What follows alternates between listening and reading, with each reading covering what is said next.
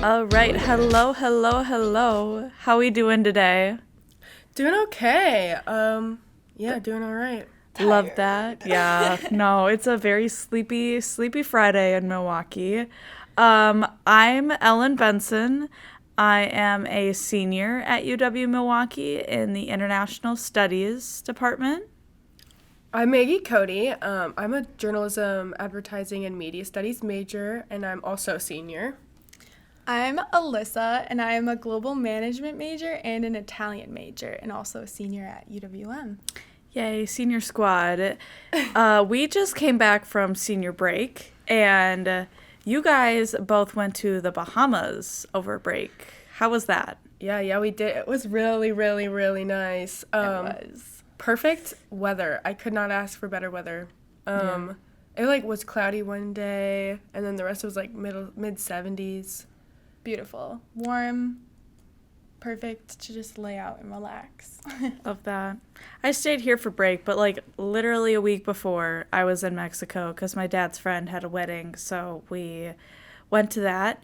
But we wanted to take this time after spring break to talk about tourism abroad. So, Alyssa, do you want to? No, Maggie. Maggie gonna start it off. Yeah, for sure. So I kind of had the topic of like, what do other countries think about like American tourism, like how they feel about it, and what I found is that like a lot of people find us, the three most common words I would say are loud, boorish, and tacky, and I found those on like the Atlantic article, and we're like stereotyped as like the ugly American tourist, like the stereotypical like socks with sandals, cargo shorts, baseball cap, like I don't know. I think I remember this, but just like the sunscreen on the nose and like just being so beet red from either just being so warm or just sunburnt in general. But they yeah, I guess just like going off of that. But oh my gosh, we're gonna have to cut this part out. But I don't know what I'm gonna say next. I mean, I totally get that when I'm traveling, I'm always like keeping that in the mind where it's like all these people at these countries don't like Americans, so like I feel like I always have to overcompensate about the fact where it's like I'm not a trashy person. I'm here for vacation, but like I'm not thinking that you're less than me or anything like that. Yeah, no, and like what I was reading about was more just like a lot of people in other countries when they're asked about American tourism, they're just like, we don't mind them as much as they mind themselves in a way. Like they kind of see it as, I guess. So I was reading this thing and it was this like European tourism like leader. I was in the article that I'll link in like the resource center, but he basically said that American tourists basically don't like seeing other American tourists while they're on vacation because it's almost like hearing your own voice on recording. That's like the comparison he made. That's such a good comparison. Right? It's just like you just like see your reflection, or like you just kind of see like how you get to perceive how other people perceive you in a way. And like it's just crawls on your skin a little. So people generally tourists mind themselves more than other people mind tourists. Yeah, I mean, like, I feel like to that point, like, people, like, you stay in your own lane, like, no one's gonna say anything to you. And Yeah. But if you're, like, going out of your way to be, like, make a comment to someone, then that's when you're gonna get perceived negatively. Yeah, definitely. That's like the other thing I found is like mostly the stereotype just comes from people being just like disrespectful and like not understanding like the cultural norms there, and like I don't know, just saying some things that aren't really appropriate in that setting. Or I feel like the most evidence I found in this was like with food and stuff. People stereotype American tourists as just like picky eaters, and like they only really order like Americanized food or like seek out those kind of joints where like it's more I don't know. I have like the funniest story with that. So I was in Rome on New Year's Eve, and I went to the pasta place where they make it in the like right in front of you in the window. Ostiera. Ostiera. I went there, and I'm sitting out front.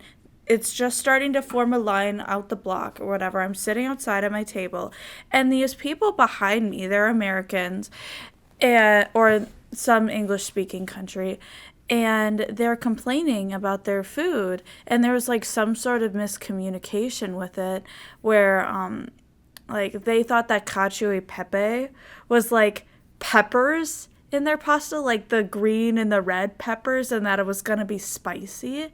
And so they go, or like they're talking to their waiter, and they're like, I thought it was supposed to be like this, and they start getting angry, and they're like, we waited for nearly an hour for our food, and just like crap talking them. It's like, first of all, you weren't here for that long. Second of all, they were claiming to be food critics, and if you're a food critic, I feel like you would know what cacio e pepe was.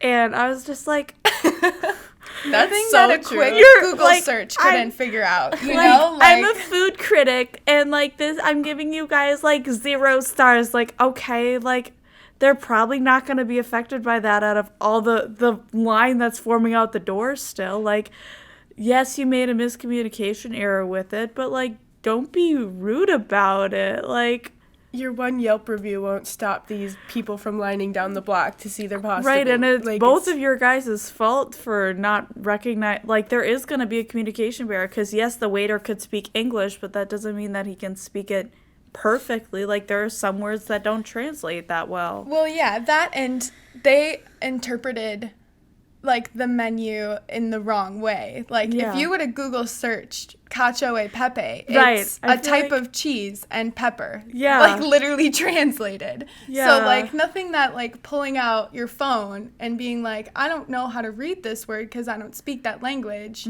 I should maybe give it a Google, like, a Also, like, even if, because I didn't have internet when I was there, because my wonderful phone plan, but like, if you don't know, then you can order something that you do know, or like if you need something that, also like, Italian food isn't really known for spice.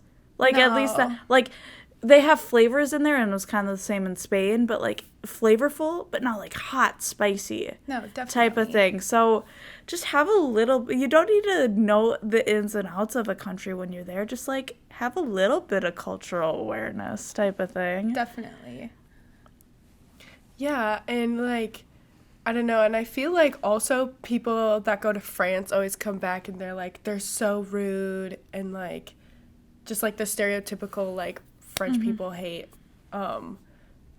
Americans, when in reality, like, they just think they're ignorant, and like they actually really respect like a lot of like our history, and like, well, from what I was reading, they like are really interested in a lot of our history and whatnot. They just get another thing is that I feel like Americans sometimes take people being like more blunt than they're used to as being rude, when in reality, like, it's not necessarily about you. We've also grown up with like, not grown up, but like a big thing in America is customer service. And like, Definitely. the customer is always right type of attitude isn't always something that's applicable around the world. Like, you said you wanted something and you got something else, like, what? Yeah, like, they're like, because that's a big thing with the food industry there, because the food industry here, we get paid on tips, so we are a little bit nicer with people because we want them to pay us more. Over there, they're getting paid hourly for it, Yeah. so they're like, I'm just doing my job type of thing, instead of I'm trying to please you more so that I could get more money out of it. Yeah, definitely. I don't know. I just feel like, yeah, people just take too many things too personally, and I think that also when traveling abroad, and I feel like that just also comes into like building on their own view of like the American tourist like discord in a sense, just like. Like, you Just because people aren't treating you the way you expected to be treated doesn't mean that like they're necessarily being rude or like don't like you or anything like that. Yeah. Yeah. Speaking of getting paid and being paid and just all that jazz. My topic was the economic impact, because I'm the international econ major over here. I like to think of the economic side of it. So, in looking at this, there are lots of different types of tourism. Ruma de Baida had like at least 18 to 20 different types of tourism, but I kind of broke it down into, first of all, there's domestic versus international tourism, and we're kind of focusing on the international. There's entertainment, which is kind of like cultural, wildlife, adventure type of things like ziplining. Celebrity and film, that one was really cool. Like if you're going to Hollywood and you're going to tour all the different houses of celebrities, or like the Plaza de España in Sevilla is where one of the Star Wars films was done, type of thing. Then there's rural tourism, which is going to like smaller towns and not the big tourist attraction places.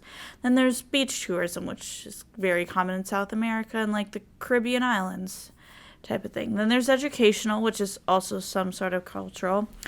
Learned of something called dark tourism, which was really interesting to hear about. It's like going to different like historical like battlefields or all these other like really depressing scenes in history, or like slavery type of things. Then there's educational tourism, where it's like study abroad or things like that.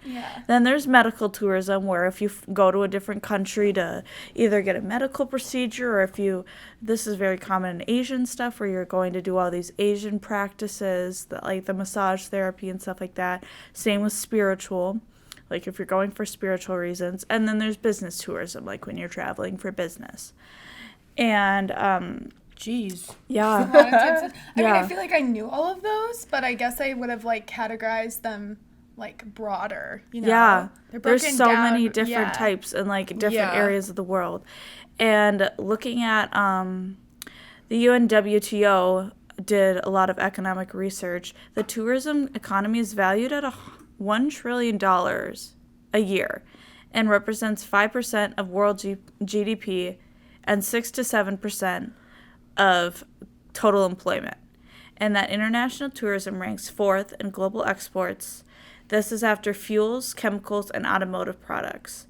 And in over 150 countries, tourism is one of the 5 top export earners. And it's the main source of foreign exchange for 1/3 of developing countries and 1/2 of less economically developed countries. So going off of that, there's a lot of different impacts that tourism has. There's direct impacts, and then there's indirect impacts. This is found from an article by Tourism Beast. Direct impacts are like the more number of tourists staying in hotels will increase sales and revenue in the hotel sector. And like these sales will be related in charge and wage and salary payments, tax revenues, demands for goods and services, and all that jazz. Indirect impacts are like if I go to a hotel, if I go to Maggie's hotel and the hotel pays, yes, Maggie has a hotel, and I pay Maggie like $500 to be there for a week, something like that. She could use that $500 to go get herself groceries stuff because Maggie needs to eat. And that's kind of like well, I'm there for a week, so like I guess like $100 a night. I just meant like for her groceries. Yeah, no, that's a lot of groceries. Well, that's like one bag of groceries in this economy, but that's besides the point. We'll get into that later. But like the fact that you're using that money that you got from me being a tourist to do like your normal things, that's kind of the indirect impact of it. Or like supplies that are needed to like run a hotel type of thing, that's kind of the indirect. Or like pay employees even. Yeah, for sure. There are some positive impacts and there's some negative impacts. Some positive impacts include foreign exchange earnings. A lot of it can contribute to government revenues because the government can tax on income from tourism and employment businesses differing between destinations. An indirect way is goods and services being supplied to tourists, which are not directly related to tourism industry. So like, tourists buying from grocery stores, like even themselves, like that's an indirect impact as well. Employment generation, the amount of employees that are needed in a tourist area. A lot of them, like taxi drivers, hotel people, different tourist shops, different restaurants. That's a big thing. And then also a big contribution to local economies, too. Like when tourists go to these places and they're not like going to places that are international restaurants or international hotels type of thing, they're helping the local economy and that. Also, there's volunteer tourism. So, like, if you're going on a missions trip or you're going to build houses in Africa or wherever you want to do that, that's also helping the economy because you're helping do that. And then finally, some negative impacts is leakage. So, that's when money spent in that country doesn't remain in that country. That usually happens like with international corporations such as McDonald's or hotel chains that are international. That doesn't stay in that country, or a good amount of money doesn't stay in that country. It goes to the country where that thing is founded. That's also the same with like all-inclusive holidays and enclave tourism. Another negative impact is infrastructure cost. The tourism development can cost the local government and taxpayers a great deal of money and the money spent in these areas may reduce government monies needed in other areas such as education and health. Also, like, tourism causes a great increase in prices. Like, going to a tourist area, things are super expensive there compared to if you're in a small town or something like that. And that also can lead to gentrification, too, because, like, if the city is going to be a really big tourist spot, then it's going to push the people who actually live there out of there because it's going to be too expensive for them. They're going to prioritize that. Also, like, having tourism being strong for the economy also leads to great economic dependence on it. Like countries depending on tourism to keep them alive. Yeah, no kidding. I was when I was doing some of my research, I read this like article about just like Europe opening their borders like right after COVID. Well, not right after, but like after COVID, and it was just crazy because they were just talking about how like they just needed people to like come visit them, even though that like there was a pandemic happening. Mm-hmm. So it was just really interesting that like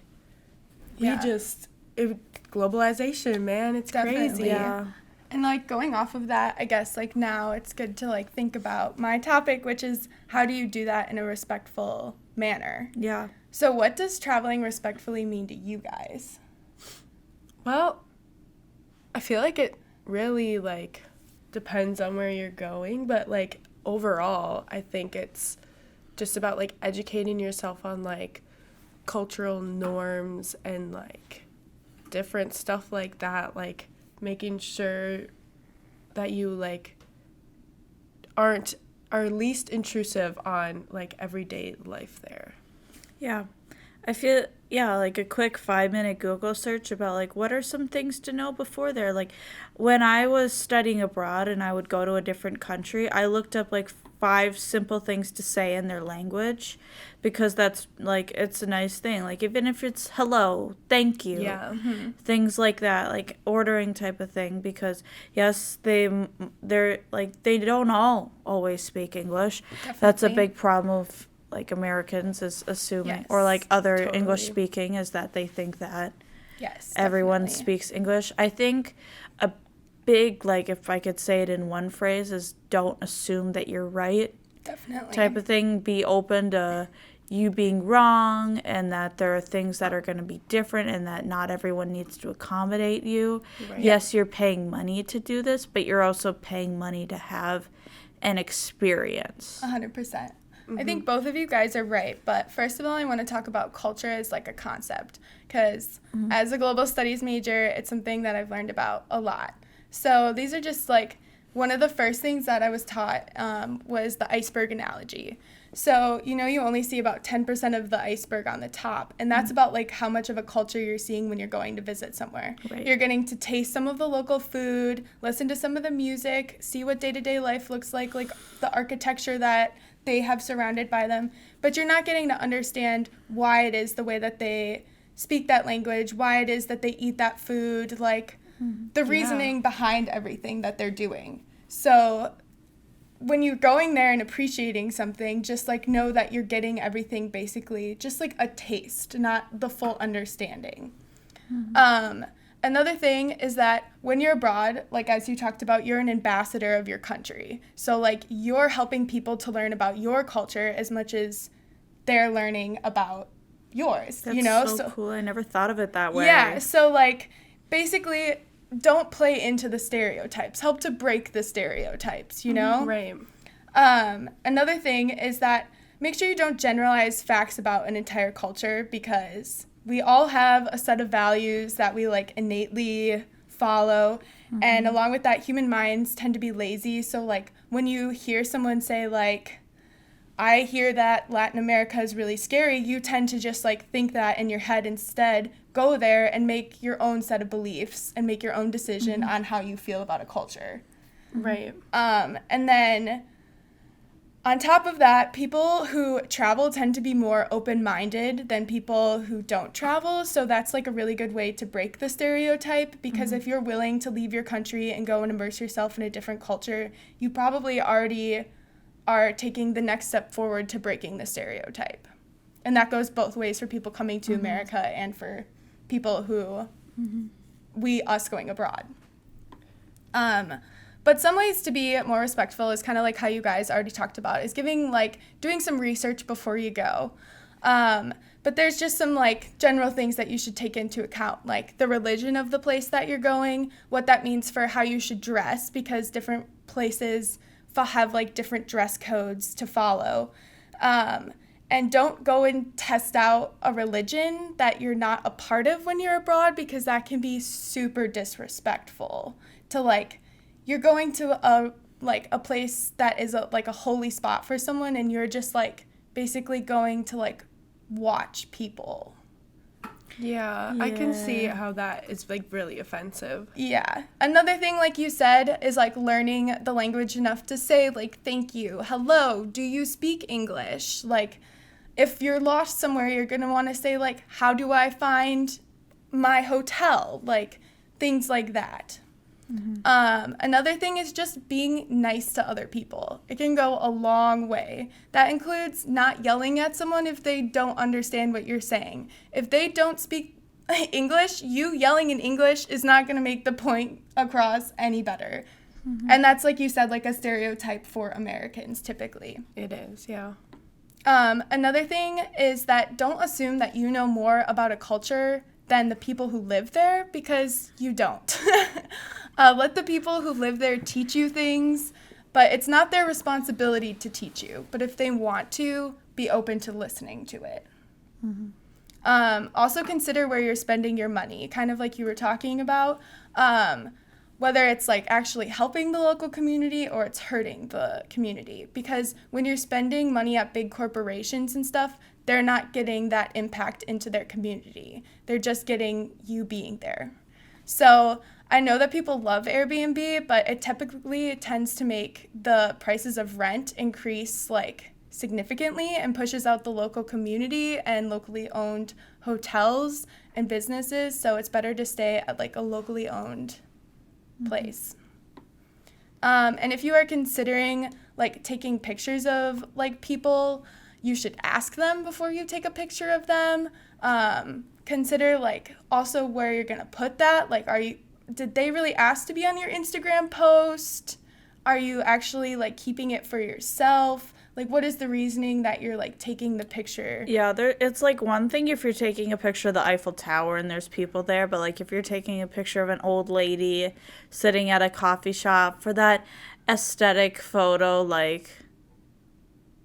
And it's, again, Just, yeah. Yeah. Why? Like, why? Yeah, seriously. And on top of that, just ask. Like, if you want that picture, ask and give them the choice to, like, say no. It's, like, for instance, when I was abroad in Italy, like, it's illegal to take pictures of other people. If you got caught doing that, you could go to jail. And you really want to go to jail for that Instagram picture? Yeah, no, probably not.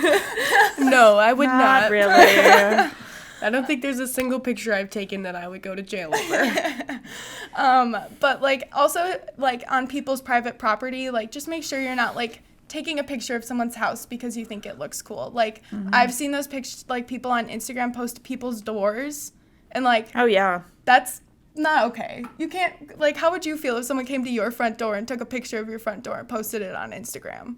Right. No, not swag. Not swag.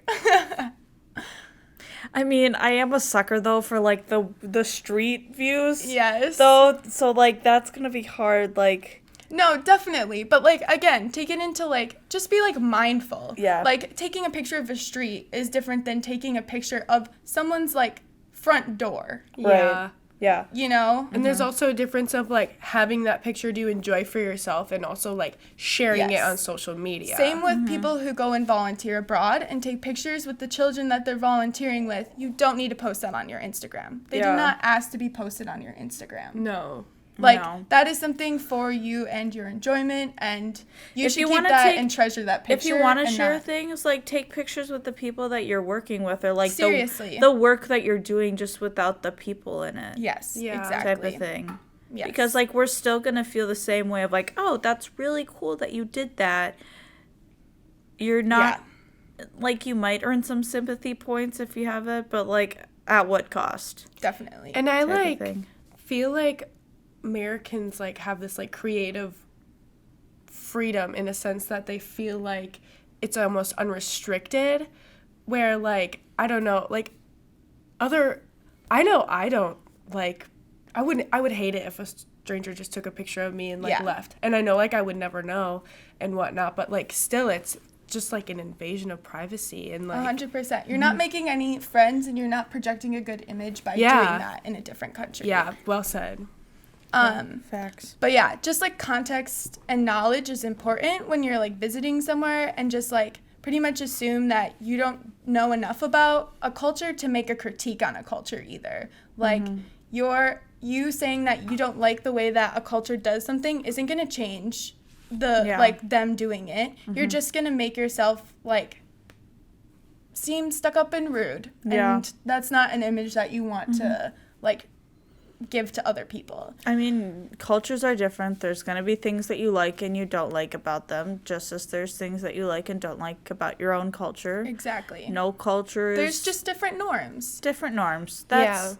Thinking of it as, like, good and bad, that's just... It can get to a point of, like, bragging. Yeah. It's, like, it makes it harder than just being, like, having a neutral mind about it. Definitely. And, like, this is different from what I do. I was going to say, it's just different. It's not better or worse. It's just different.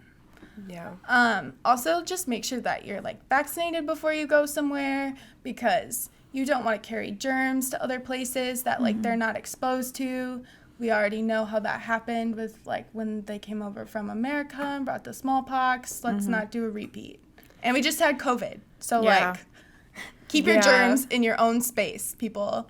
Yeah, if you want to go travel, I feel like just you're bringing yourself over there type of thing. Definitely. Just like you don't have special, like, I don't need to because I'm whatever. Like, it's a respect thing. If you don't want to vaccinate yourself, that is your own personal choice. Just yeah, and it's not even like the COVID like vaccinations. Like, just there's all just like certain ones you need to go like especially like to Africa or like South America. Or like just things like that.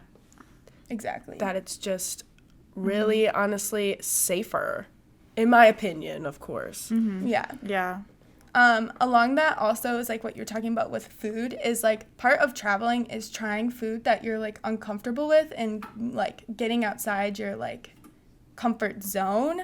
So like that's like a fun part of traveling that you should enjoy. That's like my favorite part of traveling. I was going to say that you should enjoy if you are traveling. Like new experiences are like a great way to like think of traveling. So that includes trying new food. That includes like going to a restaurant that's locally owned and not going to McDonald's for dinner. You know, like those are the choices that you want to make if you're traveling, I would say. Yeah, like you can have McDonald's at home. Yeah.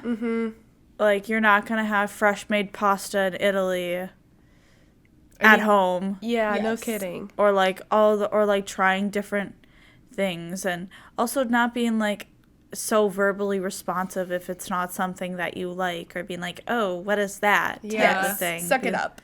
Yeah. Literally You suck it can up. internalize Seriously. it. You can wait till you're at home and you can talk to people about it, but Yeah. Or even not in just, front of them. like, have a few bites of it and then say you're full and go get something at the next restaurant. You don't need to complain and make a scene. And in reality, you didn't look up what cacio e pepe is. And you made, it's literally It's still freaking the good. dish It's of Alf- Rome. Yeah. So, like, you didn't give one Google search when you went here, did you? It's like the Rome version of Alfredo. Like, I don't know what there's not Yeah. actually. Like, it's like the most equivalent, I would say, to it. Yes. It's so good. It is so good. It's amazing. So good. But another thing is, like, be prepared to pay tourist prices. Like, haggling, like, while you may want to do it, it's, like, meant for more of, like, a locals. It's, like, does it really gonna, like, hurt your pride to pay the extra $2 on something when it's gonna, like, help them so much? Like, they know that you have money if you're choosing to travel somewhere. Like, they're not gonna give you that great of a deal no matter how much you try and haggle with them. I've never tried to haggle. I'd be like, this is the price that it is. Like, a lot of prices of things, like, when I'm in Europe, it's cheaper than when I'm in America. So, like, or like when I was in Mexico, too, things were cheaper. So it's like, why would I need a haggle about it? And also, like, I'm paying for a memory, too. Like, if I get a magnet or something, I'm not just paying for the magnet, I'm paying for the fact that I got this in Mexico instead of I got it on Amazon. Yeah. Yeah. And then another big thing is, like, if it's morally wrong to do in your country, don't do it abroad. Like, and, like, along with that, like, don't flaunt your political beliefs and, like, controversial slogans, and, like, just keep your opinions to yourself unless someone directly asks you them. I mean, you're going to escape your, quote unquote, escape your country. Why are you bringing all that in there? Yeah, bringing all your extra baggage. Like, Seriously. just relax for a minute. You got a weight limit on that airport luggage. Like, I don't know why you're trying to bring all that Trying to baggage. leave it behind. But, like, another thing is, like, share your positive experiences that you've had with other people. That's how, like, they get so much business. That's how places, like, flourish. They really appreciate it, especially if there are, like, negative stereotypes associated with, like, a culture. Be mindful of, like, your opinion when you're telling other people, especially on social media, because that impacts a lot of small businesses and a lot of people's livelihood, as we talked about. Yeah. I mean, like, I went to Morocco when I was studying abroad. We did, like, a 48-hour trip to Morocco, and, like, going into it, I was kind of nervous because that was, like, it's in a third world country. Like, it's not the most glamorous spot to go, and luckily I went with someone who spoke Arabic, so that, like, put me at ease a little bit. But once we were there, it was such a cool experience there. There were things that were overwhelming, like things that I didn't know were a part of the culture. Like, it's a big haggling culture because that's just how their economy works and stuff. But, like, the people were super nice there. Like, whenever we would go to a shop or whatever, they'd offer us tea and all these other things and were, like, super nice to us. And it was just such an eye-opening experience because you're open-minded about it. Type of situation. Definitely. No kidding. Like, getting rid of, like, preconceived notions is, like... Yes. And so now I say huge. it's like one of the best trips that I've been on because it wasn't that, yes, we went ATV riding and camel riding. We had those really cool experiences, but more of the fact that I was proven wrong about a cultural notion and that I learned how cool it was to be there type of thing. The fact that it was eye-opening, and, like, those are the best type of cultural experiences, is when your stereotypes are, like, broken down and you actually see that it is a really cool place to go. Yeah. I mean, in reality, we're all people just trying to live life. Like, people aren't trying to hurt you or go out of their way to make your, like, experience horrible. Like, no one thinks that way. No. But yeah, I guess, like, more, like, what it comes down to is just, like, take your time to appreciate, like, the differences and how, like, beautiful and, like, special it is to be in a certain place, and instead of just, like, checking the destination off of your checklist. Yeah. And just, like, please do some more research on your own and learn about what it means to travel respectfully and, like, what that means to you, like, you guys, like, and everyone individually, and, like, how you want to take what you've learned now and, like, use it in practice. Yeah, you got 3 hours on the airport before your flight. Take 5 minutes of it to look up some stuff about that country. Seriously. Beforehand type of thing. Learn up some of the language so that you're not relying on other things. And another big thing was just, like, you don't have an excuse anymore. You have an iPhone. You can Google in your hotel room all night if you need to. Yeah, if you don't have internet connection data, use the Wi-Fi. Yeah, so many different places now, like restaurants, hotels, all that have free Wi-Fi to accommodate for that. So yeah, there's just be mindful. Yeah, that's also what it comes down to. Also, I definitely noticed a big thing of, like, with social media, there's so many different travel websites now promoting these different places that are gonna make them busy and stuff. But, like, also know, like, the social media, what you see on there might not be what's always there. Traveling is cool, but it's not always glamorous. And it's supposed to be an individual experience. Yeah. Like, don't copy someone's, like, itinerary for an entire trip. Do what you want to do on the trip. Get what you want to get out of that trip. It's not... Experience the culture. Don't, again, just go there to check it off your list and say, like, oh, I went and saw this. So, like, life is good. Like, been there, done that. Yeah, it's not the end of the world if you go to Rome and you don't see the Statue of David type of thing. If you'd rather, like, walk along the river and, like, have a moment just sitting along the river. No kidding. The Statue of David is in Florence. Oh my God, you're right. Oh my God, you're right. I'm like, I knew I said that wrong. It's in Florence. Well, because I was in Florence too, and the river's in Florence too. I totally. Well, there's a river in Rome too. Well, yeah, there is. But, like, if you want to, like, sometimes I would just sit and eat my ice cream along the river, and I didn't go see David. It's okay. My mom got me a magnet with the Statue of David on it instead from Rome.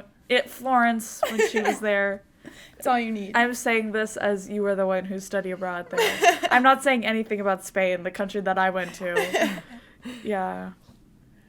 Okay, well, I guess, that was our podcast. Yeah, thank you guys for listening to us. Yes, thank you. We hope you learned some things. Yeah, and next time you travel, we hope you at least Google a couple things. No, just kidding. Keep this in mind. Make sure that, you just have good vibes. Good vibes only. Be nice. Be nice. It'll go a long way. Yeah, it will.